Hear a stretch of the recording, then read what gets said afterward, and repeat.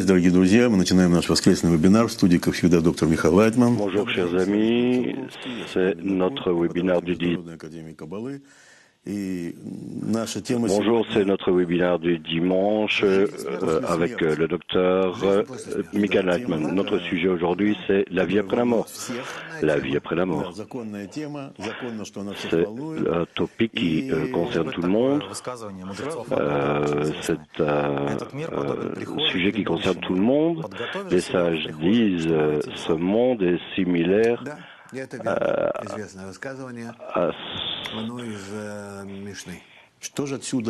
monde est similaire à cela vient de la Mishnah, cet extrait.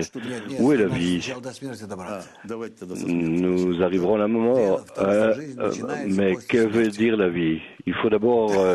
commençons d'abord par la mort. Tu vois, la vie commence après la mort. Après que notre ego soit mort. Après ça, la vie a commencé. La sensation d'un état éternel du monde, du Créateur, un état qui existe réellement, notre monde, donc, comme le décrit le livre du Zohar, il nous semble que c'est comme quelque chose de fluide. Comment dire ça? Certaines vagues qui sont nées dans certaines ondes qui sont nées dans notre ego et qui créent dans notre ego une sensation qu'il existe, alors qu'en réalité il est mort. C'est pas quelque chose qui est vrai aujourd'hui. Maintenant, on n'existe pas, uniquement dans notre imagination. Et dès que cette imagination voit que cela existe, alors cela est considéré que la personne est morte. C'est comme cela que nous voyons et nos connaissances. Cependant, si nous arrivons à un état où nous sommes dans un état illusoire actuel, ce monde illusoire, il est dit que on l'appelle un monde imaginaire. Si dans cet état nous arrivons à un état où notre ego meurt, alors cela est pertinent pour nous, mais cela a du sens pour nous, mais pour nous élever au-dessus de cela, il est dit qu'il meurt en nous. Si on peut s'élever au-dessus de lui, alors nous commençons à ressentir tout nouvel état d'existence, qui est appelé un monde spirituel. Et ensuite, nous commençons réellement à nous ressentir comme vivants, et uniquement alors on peut parler de vie. Et cet état est très spécial. C'est la sensation d'une lumière blanche qui remplit absolument tout ce qui est dans notre conscience, avec une nouvelle sensation, un nouvel esprit. On a le ressenti et l'esprit en même temps, et alors là, on peut dire que oui, j'ai atteint la naissance, une naissance spirituelle.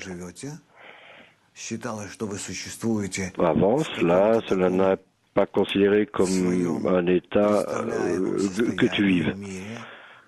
Le fait que tu aies vécu dans un état illusoire, comme si tu existais, c'est tout. Je ne sais pas comment formuler cela. Peut-être un autre article de Balasulam, il est dit notre corps, avec tous ses désirs, ce n'est pas un vrai corps.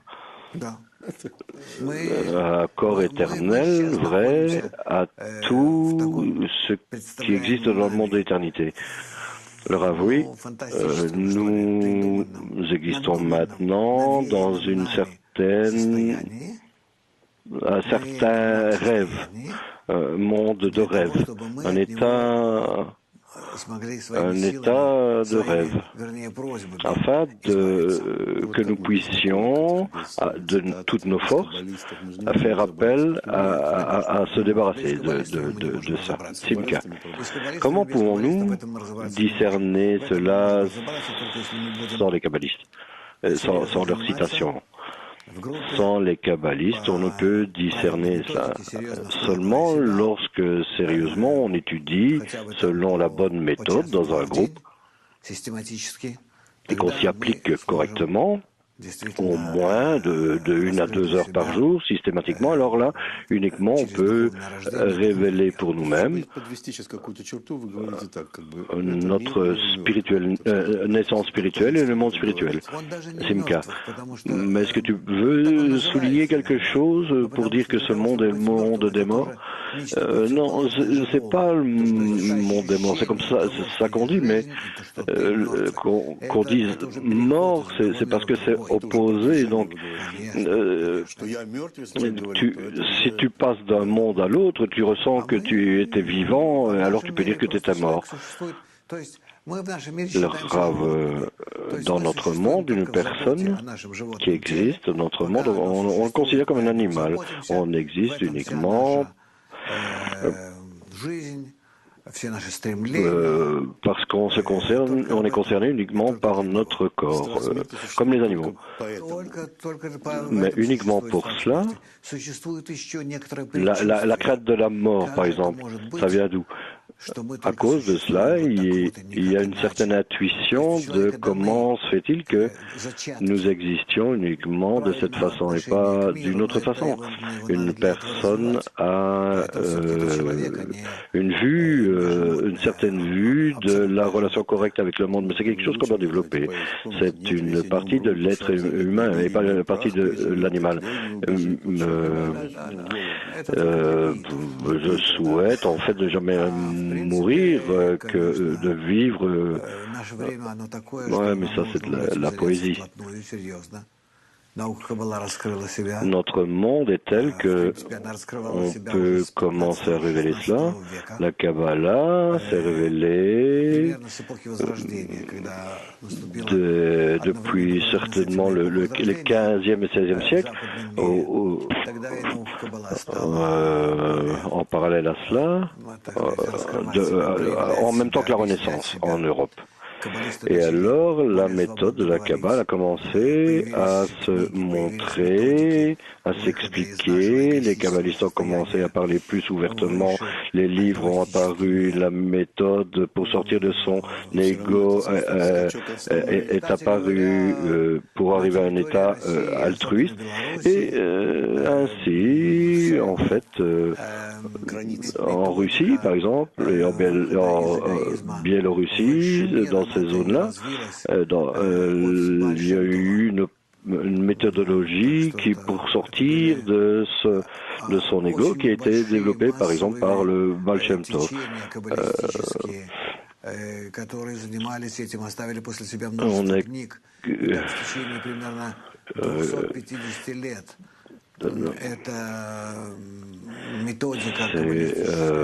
comme cela que ça a continué pendant 250 ans. Cette méthode kabbalistique était florissante et a commencé finalement à mourir parce que dans l'humanité est apparu un désir envers le progrès technologique et scientifique jusqu'à ce que jusqu'au XXe siècle et depuis lors tout a commencé à se développer dans cette direction. Tout a commencé à décliner. Et cette méthode de la Kabbale, de nouveau, s'est dissimulée, s'est renfermée, et alors a commencé à nouveau à ressortir vers la lumière au début du XXIe siècle où le Baal HaSulam, au début du XXe siècle où le Baal HaSulam a commencé son enseignement. Donc, l'imagination, c'est la vie. La fin de l'imagination, c'est la mort. Donc, quelles sont ces sensations que nous ressentons? Le Rav, nous ressentons effectivement ces choses. Nous imaginons pour nous-mêmes qu'on a un corps animal chaud dont on se soucie, on est dans ce corps, il existe par certains mouvements, nous les acceptons comme la vie spirituelle du corps,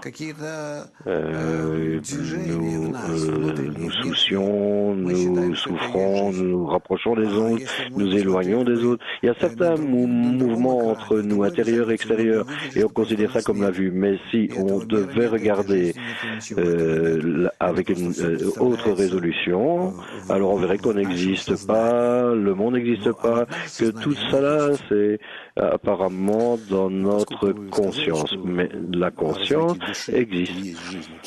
Donc, il est dit que le développement de l'âme est considéré comme la vie. Donc, quelqu'un demande pourquoi est-ce que je dois savoir cette représentation par mon esprit? Comment est-ce que je développe mon âme? Pourquoi est-ce que je dois savoir tous ces schémas? Personne ne sait quoi que ce soit. Imagine quelqu'un que le Créateur a placé en nous cette aspiration envers la vraie vie, la vraie connaissance, le vrai état. Dans cette mesure, nous pouvons avoir affaire à cela. Personne ne force qui que ce soit à faire quoi que ce soit. Et dans la Kabbale, il y a une condition de la liberté complète de choix. Uniquement dans cette liberté, cela est atteint. Mais en fait, on est consciemment ou inconsciemment toujours dirigé par notre ego. Lorsque nous commençons à traiter avec la méthode Kabbale, nous tenons devant un certain point penser ou ne pas penser ou aller et alors on a le choix et alors de cette façon nous agissons constamment, on choisit. Est-ce que je reste un animal? Même si je fais quelque chose de productif, ce n'est pas considéré en fait que je fais quoi que ce soit parce que dans le nuage spirituel de l'espace, ces actions ne sont pas enregistrées parce qu'elles sont égoïstes ou d'une certaine façon, j'agis d'une façon différente. Si je t'ai compris correctement, tu as parlé certainement du développement du poids dans le cœur. Oui, bien sûr, du côté de notre désir égoïste animal, nous avons à côté de ça un poids dans le cœur. Et cela existe en nous parce qu'on est né à partir c'est un point qui a trait au Créateur et c'est tout ce qui vient de la source. Il est dans notre désir égoïste et si nous préférons le développement de ce poids dans le cœur comme opposé à notre désir animal, alors on va commencer à évoluer, le faire évoluer, et sous l'influence de la lumière supérieure dans un groupe ou par l'étude de la Kabbale, bien sûr par tous ces outils. Et uniquement alors, ce point dans le cœur commencera à montrer toute son action. Il commencera à germer. Et alors, là, uniquement, nous pourrons ressentir en cela un mouvement intérieur. Où est-ce que cela nous mène? Quels sont nos désirs? Comme un petit enfant, il nous tirera dans toutes sortes de directions. Et nous, dans cet état, penserons combien nous pouvons consacrer à ce développement, malgré ce corps, pour préférer l'un par rapport à l'autre. Et simultanément faire différentes actions la décision doit avoir lieu. Il faut prendre une décision. La personne décide, ou parfois elle glisse, elle passe de l'un à l'autre, comme ça. C'est une inquiétude constante à propos de soit tu es un animal ou tu es une partie spirituelle. C'est pourquoi il y a une question, dit Simra, une question de Raifa, qui dit Они увидели друг друга. tu as parlé des 18 et 19e siècle. Pourquoi est-ce qu'ils commencent à faire des coucous? Ah, parce qu'ils se voient les uns les autres sur l'écran. Avant, ils ne se voyaient pas. Ils te voyaient toi et non. Ok. Allez, continuons à me regarder. Et alors quoi? Il y a une question à propos de la révolution technique. Est-ce que cette aspiration à la connaissance est arrivée après la Non, l'aspiration à la technologie était à côté de la Sejada Kamal. Et par cela, ils ont commencé à apprendre l'atteinte de ce monde et tout d'un coup, ils étaient intéressés dans les sciences, dans les arts. Et c'est ce qui a eu lieu avec l'humanité lorsqu'elle a commencé. Ça a commencé, disons, au milieu du XVIIe siècle. Et puis ensuite, il y a une révolution technologique. Les ouvriers qui sont passés des villages à... C'est un progrès qui a camouflé l'aspiration spirituelle et c'est tout cela qui a permis de révéler les mystères de ce monde et la réalisation. Et pourquoi est-ce qu'on avait alors affaire avec je ne sais pas ce que c'est. Lorsque nous parlons de au niveau des désirs et différents niveaux. Oui, ce niveau a commencé à apparaître. Disons qu'au début du XXIe siècle, il était clair que la science est limitée. Et à la fin du XXe siècle, tous les scientifiques ont commencé à parler de cela, que l'ère de la science se terminait. Et à notre époque, pratiquement tout le monde est d'accord avec cela, qu'il n'y a rien d'autre qu'on puisse révéler, qui puisse être quelque chose d'unique, une révélation unique. Et ce n'est plus la physique quantique, il n'y a rien qui existe comme cela. Il y a différentes théories sur cette notion. Non, la Sejada Kabbale explique ça, que la connaissance est une méthode humaine. Elle sort de mes limites. Elle me sort de mes limites. Je n'inspecte pas le monde de la même façon dont il est réellement, mais de la façon dont il apparaît dans mes sensations.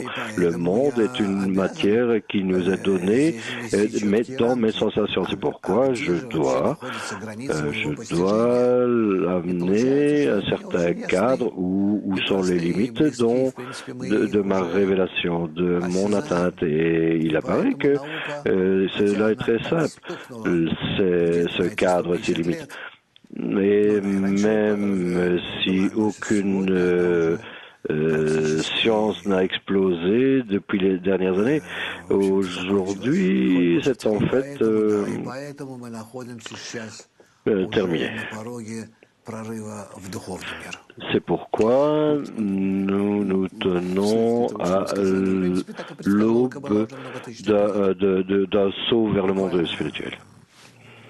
C'est ce que la Kabbale a prédit il y a plusieurs centaines d'années. C'est très très clair. Et à la fin de l'année 2000, des années 2000, toutes les sphérotes du troisième monde seraient terminées et une sensation de la fin de ces 10 séphirotes, et ça devient clair qu'il doit y avoir une irruption vers le monde supérieur.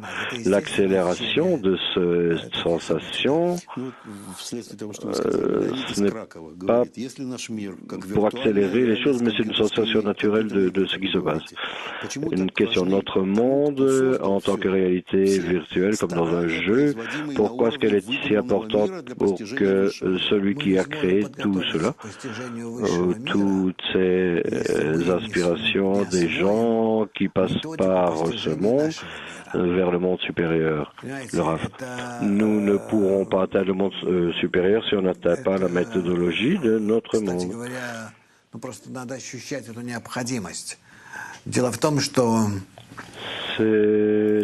Il y a un certain besoin qu'il faut ressentir. Nous devons passer par tous nos degrés animaux pour que de là nous puissions nous élever au degré supérieur. Donc le supérieur a besoin de nos efforts dans ce monde. Oui, oui, bien sûr, dit le Rav.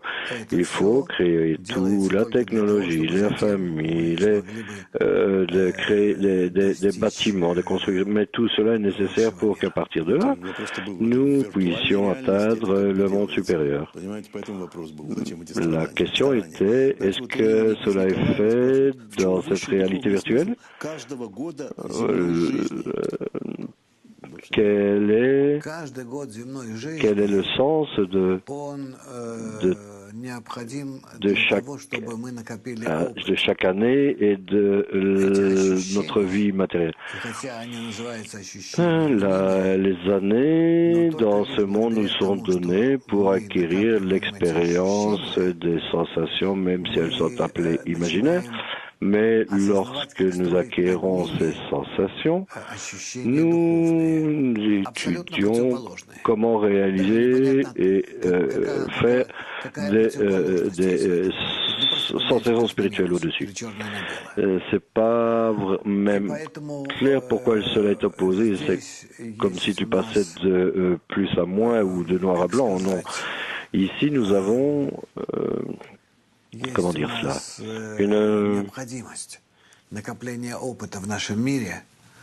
Une certaine nécessité d'acquérir l'expérience de ce monde. Il est même dit que les kabbalistes dans le passé devaient apprendre toutes les sciences de notre monde afin de commencer à étudier la Kabbale. Dans notre monde, c'est plus vraiment nécessaire, mais c'est comme cela que les kabbalistes devaient agir dans le passé. Des questions. Peut-être nous devrions donner l'opportunité à certains amis de poser des questions parce que je ressens que certains d'eux ils sont en train de se balancer sur leur chaise et peut-être poser une question qui c'est quelque chose sur quelque chose qui vous intéresse. Ce serait une expérience pour nous. Ils ont besoin de micro d'abord, laisse-les atteindre le micro et puis après qu'ils agissent les uns avec les autres. Bon, ok, on continue. Valparaiso, préparez-vous s'il vous plaît. Une question. Comment peut-il y avoir un esprit des sensations sans un corps physique? Où peuvent exister ces sensations? Tu penses que nous ressentons ces choses dans notre corps? Nos ressentis ne sont pas dans notre corps. Ce n'est pas notre corps. Notre corps, c'est quelque chose qui nous apparaît comme existant et dans notre corps, on ressent qu'il existe. Et alors, il y a quelque chose à l'extérieur, certains mouvements, des images et dans la réalité, nous existons. Je parlais de cela récemment. On est passé par ce sujet et j'ai écrit un sujet récemment également. Nous existons dans la pensée du Créateur. À côté de la pensée du Créateur, il n'y a rien. Tout l'univers, tout ce qui existe est simplement une pensée. Parle à un astronome ou un astrophysicien et ils te le diront. Que tout ce qui existe est une pensée, tout l'univers n'est qu'une pensée. C'est comme ça qu'ils le voient, le ressentent. Lorsqu'ils travaillent avec ce matériel, avec le ciel, cet espace, ils ressentent que c'est juste une pensée, et c'est ce dont parle la Kabbale. Ce n'est pas juste un espace infini. Ça représente une pensée.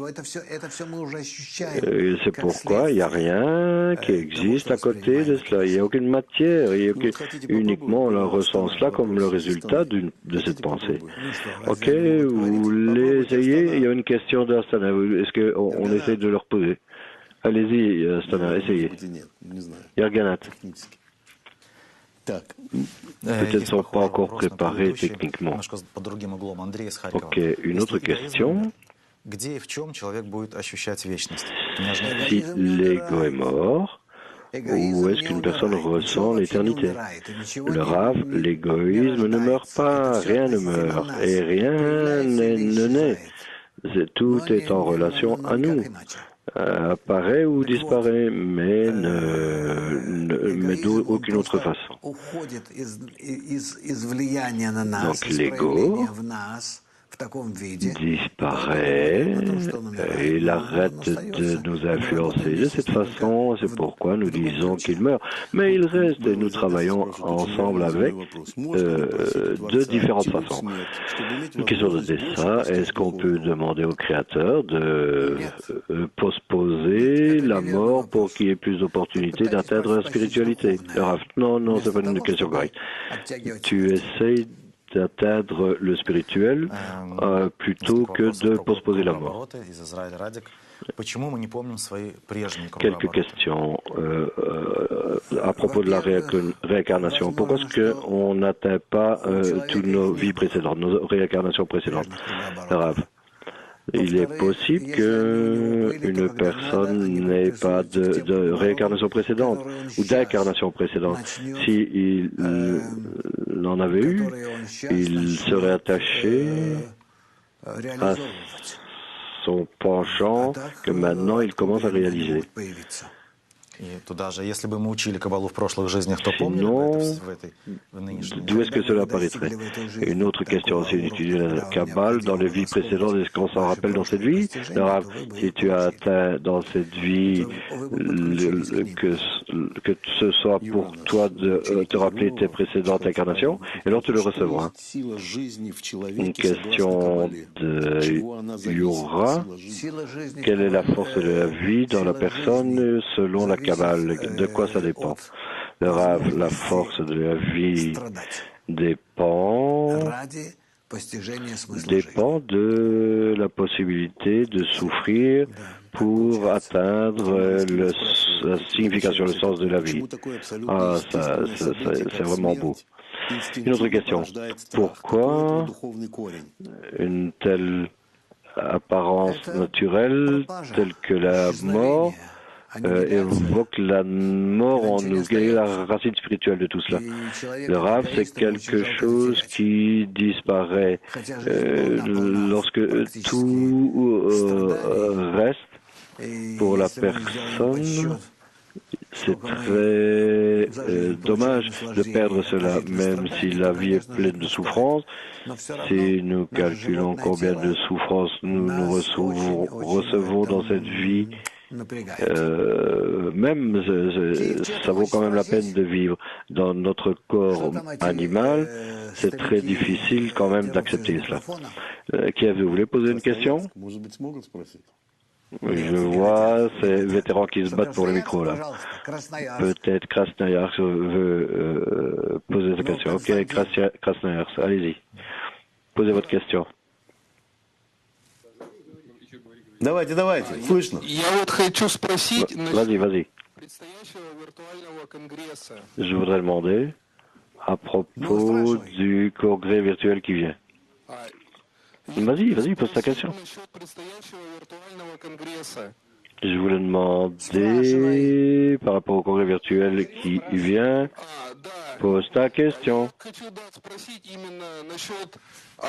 Ok. Je voulais demander, en particulier que la connexion qui aura lieu, il apparaît que combien sera-t-elle similaire à un congrès physique? Quelle différence ça fait si tu es assis là à Krasnoyarsk avec ton groupe et que tu vois les autres groupes, que tu puisses te connecter à eux, que cela soit comme une connexion normale. Rien ici n'est bizarre. On voit devant nous une question à Krasnoyarsk et en même temps à Saint-Pétersbourg et en même temps à Astana, etc., jusqu'à ce que tout le monde pose sa question, parle, et c'est comme cela que sa connexion apparaîtra.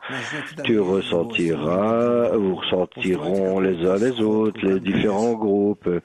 Peut-être vous allez vous rendre visite les uns les autres dans des congrès que vous allez organiser. Et alors, entre vous apparaîtra un grand récipient énorme, un désir de révéler le Créateur, composé par différents groupes dans différents endroits, différents pays. Vous verrez comment ce désir est réel, fonctionnel. Donc, je vous offre de réellement établir une connexion entre vous, Saint-Pétersbourg. Est-ce que vous voulez poser une question, mes amis? Essayez de parler du sujet qui nous préoccupe et ensuite on parlera peut-être du congrès. Oui, Peter, je vous entends pas. On vous entend pas, Saint-Pétersbourg. Astana. Allez, Astana, on y va. Bonjour, les amis, je suis d'Astana. C'est ma question. Tu dis que nous ne sommes pas libres parce qu'on est contrôlé par l'ego. Le poids dans le cœur est dans l'ego. Donc, si ce poids dans le cœur est à l'intérieur de l'ego, comment est-ce qu'il peut s'élever au-dessus de l'ego? Ce point qui est la base de la vie spirituelle est dans la prison de son ego. Et nous devons l'élever au-dessus de l'ego. J'essaie de comprendre comment l'élever, le Rav, mais la méthode est au moins claire qu'il faut s'élever au-dessus de cet ego, on ne le perd pas, ne t'en fais pas, il reste, tu ne peux pas le quitter. Mais pour t'élever au-dessus, tu dois le faire pour pouvoir le contrôler. Mais ce point, il essaie qui essaie de s'élever. Est-ce qu'il y a un certain mouvement dans l'ego? Est-ce qu'il y a un certain... Oui, dit le Rav, oui, ce point est la base de notre cli spirituel, notre âme. C'est la base, comme une semence de laquelle commence à germer une plante ou un enfant qui se développe. Et c'est ce sur quoi nous devons travailler graduellement. Cette graine s'élèvera au-dessus de l'ego et sortira vers l'ego, et cela sera appelé sortir de l'Égypte, sortir du contrôle du pharaon, si on parle allégoriquement. Et c'est comme cela qu'on deviendra des gens libres.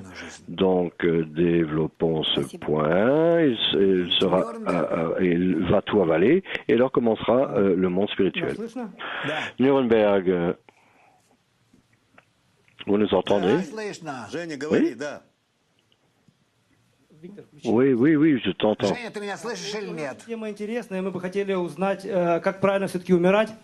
Vous m'entendez? Par rapport au sujet, comment mourir correctement pour naître correctement? Comment mourir correctement? Ça, c'est très simple. Dis à ton ego de mourir. Rien d'autre. T'appuies dans les dents. Donne-lui un coup de poing dans les dents. Ouais, on continue. Une autre question de Francfort. Est-ce que les kabbalistes ne veulent pas mourir?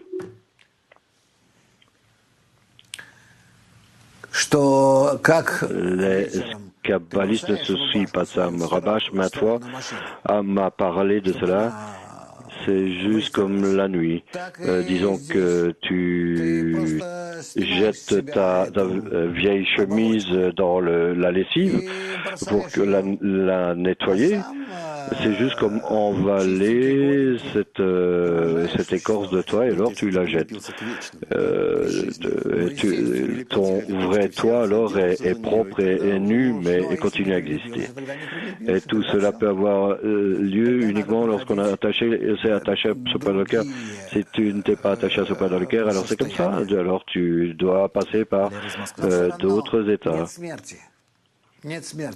Mais quand même, il n'y a pas de mort. Il n'y a pas de mort. Il y a uniquement une séparation de notre ego. Nous pouvons le faire dans cette vie, dans ce monde, d'une façon désirable, ou nous serons forcés à nous en séparer. Comme pour mourir dans notre état animal, dans notre corps animal. Une question de Moscou, tout organe humain sain, la personne ne ressent pas. Pourquoi est-ce que je ne peux ressentir cette semence de mon âme en moi-même? Mais le Rav, on le ressent lorsqu'on a atteint le monde spirituel dans notre inspiration au Créateur, dans cette question de qui suis-je, pourquoi je vis. C'est la semence, cet enfant de l'âme. Et cela existe dans l'ego, dans le poing, dans le cœur, et ce germe du récipient spirituel. Sochi, vous avez un micro? Bonjour, j'ai une question. Si à nouveau, on vous entend pas, c'est difficile. Si ce n'est pas une âme qui passe dans le nouveau corps, et alors qu'est-ce qui rentre dans un nouveau corps? Dans une nouvelle incarnation. Le Rav a pas dans le cœur. Maintenant, Kiev. S'il vous plaît, Kiev. Oui, Rav. Qu'est-ce qui se passe dans notre conscience lorsque mon corps biologique meurt? Qu'est-ce qui se passe avec ma conscience? Cette partie qui me dit moi, qui se ressent. Dans la personne, il y a quelque chose qui existe qui dit moi. Dans un animal, ça n'existe pas. Ta conscience. Attends, laisse-moi répondre. Tu veux dire beaucoup de choses. Laisse-moi répondre. Tu vois que ta conscience existe afin de supporter ton ego. Ton ego, lorsque ton ego meurt ou que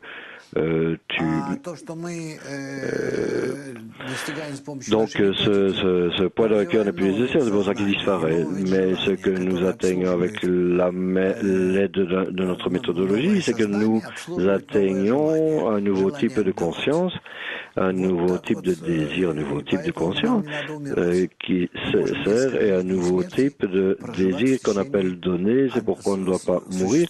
Nous pouvons vivre par quelques vies et mourir alors qu'on vit dans ce corps animal biologique. Et lorsque nous mourrons ensemble, nous ne ressentirons pas qu'on meurt parce que même avant cela, nous existons déjà dans une sorte d'état extérieur au corps. Ok, maintenant on a des questions un peu particulières. Pourquoi? Qu'est-ce que le suicide dans le spirituel? Le suicide dans le spirituel n'existe pas vraiment. Mais nous pouvons dire lorsqu'une personne tombe dans son ego et commence à le servir. Dans l'âme d'Adam, chaque personne a son rôle. Disons que j'ai mérité la tête de petit degré dans le Créateur. Qu'est-ce que ça veut dire? Le Rav? Mais ça n'a pas d'importance quel type d'atteinte est préparé pour moi, petit ou grand, parce que je suis une cellule. Je suis une cellule d'un organisme intégré. C'est pourquoi je ressens de l'intérieur de moi-même tout cet organisme à un tel degré que toute son existence planifie sous ce système. Ces systèmes sont atteignables par moi, en relation à moi, dans la mesure où je rentre dans ce système, selon la force de mon entrée dans ce système. Tout est atteint par moi. Mais je n'ai pas une sensation de ne pas avoir atteint quoi que ce soit. Je me ressens complètement rempli, satisfait, comblé. Et sachant tout. Plovdiv, allez-y, vous avez des questions? Bonjour, c'est ma question. Comment correctement utilisons-nous la crainte de la mort? Alors, ça c'est une bonne question. Pour le moment, on doit craindre la mort pour que cela nous pousse vers une opportunité de choisir la vie dans la Kabbale. Choisir la vie, la vraie vie. Atteindre une vraie vie éternelle. Jusque-là, on a besoin de la crainte de la mort, c'est ça qui nous a été donné. La Biélorussie. Misha, pourquoi une âme individuelle influence une autre âme? Parce qu'on est dans un système fermé, le fait que je fasse avancer les autres, mais alors il demande comment j'augmente mon influence. Alors, mais par le fait que je sois concerné par les autres, c'est comme cela que je développe mon ki.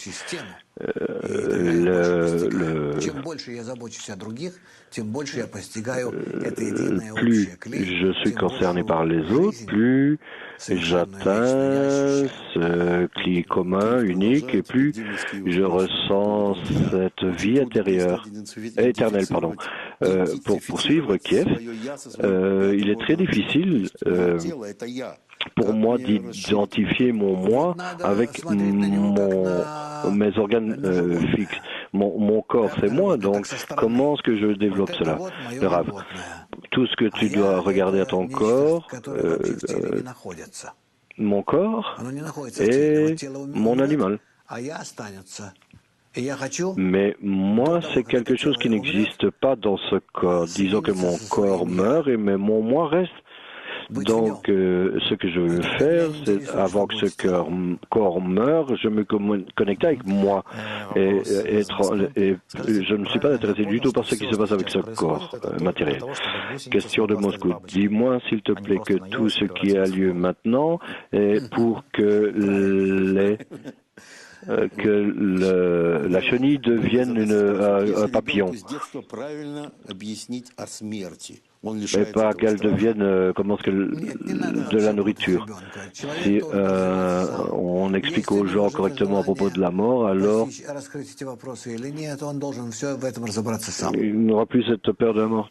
Non, c'est pas nécessaire. Un enfant doit discerner les choses par lui-même. Il doit se développer seul. Personne d'autre ne pose de questions? Je vois un signe d'une femme à Moscou. Peut-être qu'ils veulent poser des questions. Elles sont toujours devant, là. Toronto, vous n'avez pas de micro? Peut-être après Moscou. Les dames à Moscou. Elles font que sourire. Une autre question. Une personne doit ressentir la mort 125 fois avant de rentrer dans le monde spirituel. Pas 125, mais 124. 124 fois, elle doit quitter son degré précédent afin de monter au degré suivant. Mais ce n'est pas ressenti comme une perte, c'est ressenti comme nécessaire, une liberté nécessaire pour d'un remplissage précédent pour pouvoir atteindre le remplissage suivant. C'est comme ça que c'est expliqué, même dans les sciences. Tu dois d'abord te vider avant de te remplir. Est-ce qu'on continue à vivre après la division avec ce corps? L'âme se ressent comme séparée les uns des autres, égoïstiquement, mais cette séparation est illusoire. Ce monde que nous avons que nous imaginons pour nous-mêmes est appelé un monde imaginaire. Dans une réalité qui n'existe pas, en réalité, nous faisons partie d'un récipient intégral, désir, qui est rempli par le Créateur. Uniquement, nous voulons éveiller en nous-mêmes cette sensation. Une question, comment est-ce que mes sensations corporelles changeront une fois que je ressentirai le spirituel? Le Rav, tes sensations matérielles dans tes organes ne changeront pas. La façon dont tu étais avant, et c'est comme ça que tu resteras.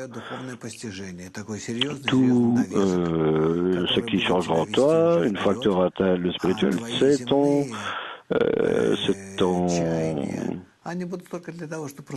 un certain désir qui te mènera vers l'avant, mais tes autres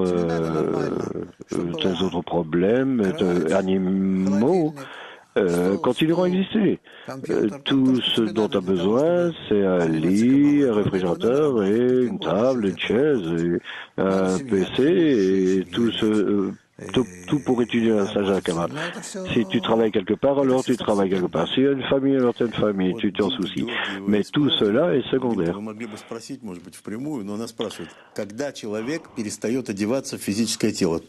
Une dame de Plovdiv te demande, lorsqu'une personne arrête de s'habiller dans son corps physique, après elle atteint le Créateur ou avant? C'est difficile de dire cela.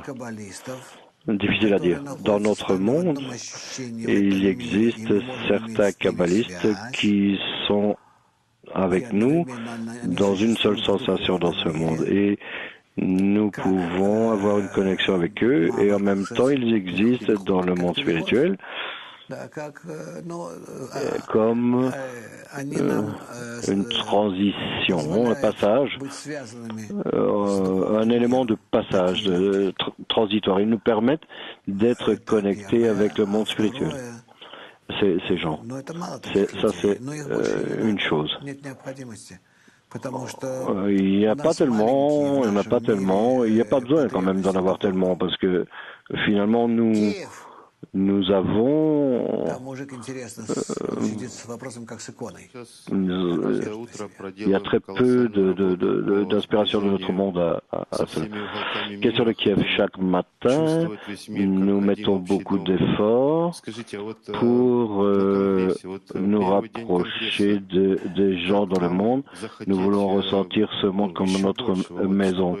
Donc, dis-moi à propos du congrès, durant les premiers jours du congrès, comment est-ce qu'on veut nous devons t'aider à faire ton travail. Comment pouvons-nous t'aider en cela? Je suis désolé, mon cher ami, mais tu as dit les choses correctement, sauf une chose, ce n'est pas que vous m'aidez à faire mon travail. Moi, je vous aide à vous faire votre travail. Qui d'autre ici? Qui est qui? Donc, j'espère que nous serons prêts à tout cela. Il nous reste 7 jours jusqu'à ce que le congrès débute. J'espère que nous pourrons, quand nous serons préparés pour cela. Nous aurons une leçon demain matin, de la même façon que je donnais les leçons précédentes de mon bureau.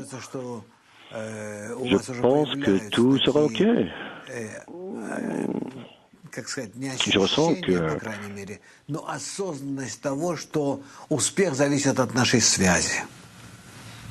il y a déjà né une nouvelle sensation en vous, comme un résultat de cette sensation. Un bon résultat de cette sensation.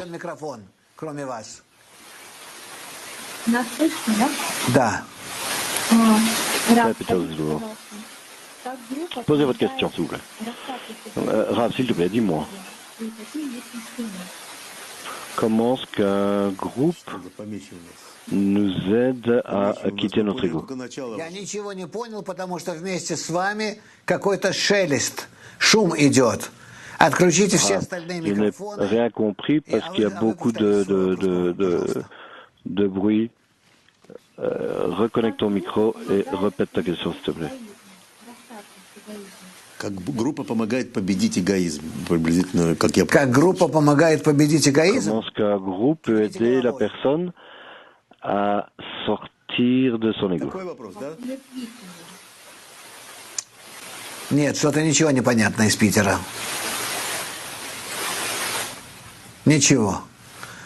Если вопрос о том, как группа помогает победить эгоизм, то очень просто. Вы победите эгоизм свой сами. La question est à propos du groupe qui aide à sortir de son ego. Alors, vous ressentirez, vous allez souffrir, vous allez tomber dans la dépression, jusqu'à ce que vous compreniez que uniquement par la connexion avec les autres,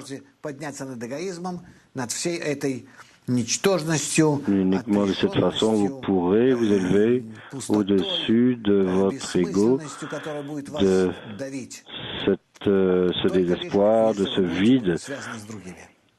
Et comme un but, uniquement de cette façon, vous allez commencer à vous connecter avec les autres. La personne doit s'enfuir d'elle-même et courir vers le groupe. Uniquement de cette façon, elle pourra se libérer de son Égypte. Une question. Est-ce que Dieu a ses propres yeux, son propre moi, pardon. Dieu a son propre moi et c'est le seul moi qui existe et a toujours existé dans le monde, dans l'univers, mis à part Dieu, le Créateur, la pensée de la création, il n'y a rien d'autre. Et nous existons dans cette pensée de la création. Et c'est ce avec quoi nous avons commencé la conversation aujourd'hui. Tout l'univers, toute la création n'est qu'une seule pensée. Une question, si le Créateur contrôle tout, gouverne tout, et à chaque moment donne naissance à tout ce qui existe, qu'est-ce que ça veut dire d'atteindre son niveau? Est-ce que ça veut dire devenir une source de vie pour tout? Grave. Du Créateur, tout doit passer par moi vers les autres. Je ne suis qu'un tuyau, un élément de passage par lequel tout passe du Créateur aux autres créatures. Astana. Nous avons une autre question. Rien n'existe en dehors de notre conscience. Mon moi est... Qu'est-ce que la conscience de l'ego? Нет, ничего не существует, кроме эгоизма. Я — это сознание эгоизма. Значит, эгоизма не существует, существует только сознание? Rien n'existe en dehors de l'ego. Qu'est-ce que je ne comprends pas ce que tu dis. Qu'est-ce que c'est cet embrouillement dans les mots là, dans tes paroles? Repensez-y et reformulez ça une autre fois, s'il vous plaît. Vas-y, allez, pose ta question. J'adore les gens entêtés. Il n'y a rien qui existe mis à part la conscience. Ok, disons, c'est pas exactement vrai, mais disons ça. Donc mon moi est la conscience de l'ego. Alors, pour le moment, oui. Mais qu'est-ce que ça veut dire que rien d'autre n'existe? Pour moi, à ce moment-ci, rien n'existe d'autre que moi. Et alors? Ok, j'ai compris. Nous avons deux questions vraiment très spéciales. Très bientôt, il y a un événement très très spécial qui a lieu en Pastovanie. Et alors, ils veulent poser des questions. Comment un kabbaliste maintient la connexion avec la force supérieure, le Rav? Pas tous les jours, mais à chaque minute, chaque seconde. C'est en dehors du fait que le kabbaliste fume, boive, travaille, fait l'amour et traite sa vie, et qu'avec cela, il est connecté à la force supérieure, avec qui il est en connexion constante. Un exemple d'une mère qui travaille et qui est à la maison, et à la maison elle a 6 enfants, qui sont à la maison, et constamment elle pense à eux. Nous, on peut être dans le même état. Les kabbalistes, nous faisons ce travail qu'on doit faire dans ce monde. Et en même temps, on est en connexion avec le Créateur. Peut-être tu peux poser la seconde question. La question était comment cette connexion avec la force supérieure change la vue du kabbaliste. Marina, c'est en fait ce qui va lui changer la vie. Marina, qu'est-ce qu'un enfant qui n'est pas né dans la spiritualité? Nous parlons de cela dans la partie 11 et 12 de test de l'étude des Sphirot. Et là, tu trouveras tout qui est relié par rapport à la naissance. Excuse-moi, c'est plutôt la 10e partie de l'étude des Sphirot, la conception du fœtus et comment empêcher l'avortement, la fausse couche, pardon, et comment le faire développer, qu'il se retourne de haut en bas, et ensuite il naît, et toute cette vie dans notre corps physique est structurée en fonction des forces spirituelles, en relation à ces forces spirituelles. Elles amènent dans ce monde notre corps. C'est pourquoi lorsqu'on étudie la Kabbale, cela devient clair pour nous, ce qui existe là. Bien sûr, tu peux devenir un docteur. Et on a des kabbalistes dans le passé qui étaient de grands docteurs, et c'est pour cela par cela ils ont commencé à comprendre le but de la création.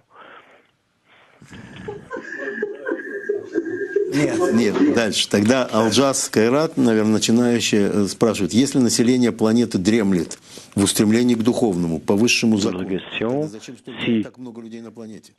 Ну, потому что каждый должен выполнять хотя бы какую-то свою маленькую толику работы общей.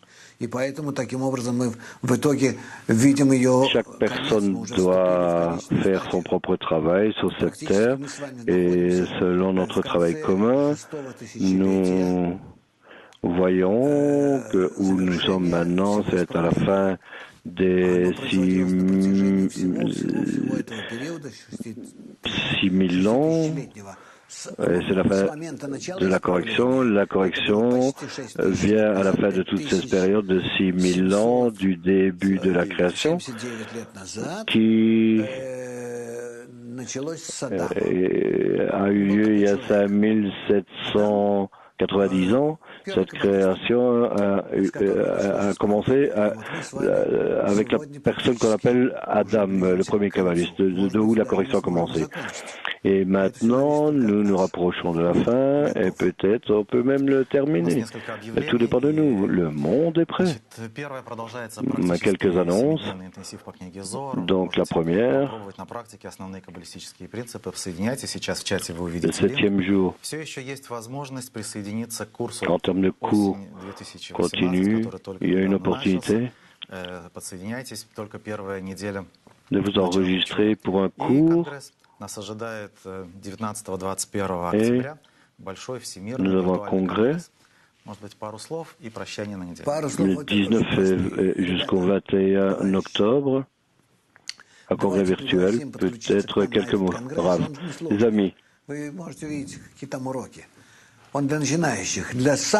Essayons de nous connecter à ce congrès virtuel. C'est pour les débutants, pour la plus large des audiences. Parce que la chose la plus importante, c'est que nous nous connections les uns aux autres. La chose la plus importante, ce n'est pas la connaissance, mais notre connexion. Et par la connexion, on ressentira qu'on est dans ce monde supérieur. C'est pourquoi ce congrès est pour tout le monde. Vous pouvez vous connecter de la maison. Donc, invitez tout le monde à ce congrès, de distribuer des flyers, donner à tout le monde l'information de comment se connecter à ce congrès. Et jusque-là, jusqu'à la semaine prochaine, je vous embrasse et bonne nuit.